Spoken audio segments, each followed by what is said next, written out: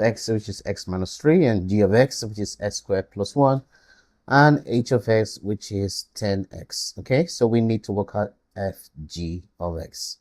Now, to do this, you have to look at this number here, which is the g of x. Okay, and of course, you know from the question, because the g of x has x squared plus 1. Okay, so what we shall be doing to get the vg of x, we'll take this g of x, the value which is x squared, and of course replace it for x here. So definitely this is going to be x squared plus 1. Okay, and then of course you add minus 3, and of course if you need to work this out, you find that the answer here will be x squared minus 2. So this is just the way you look at this kind of question.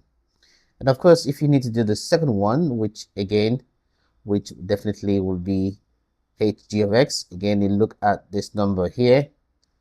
Again, the g of x again is x squared plus 1. So what we needed to do is to take that value or that expression and replace in h of x.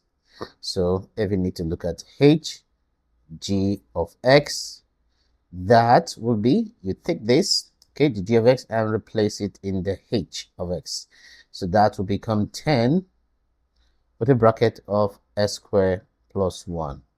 Now, if you can simplify that, and you will get something like this if you have to. I think that's more appropriate.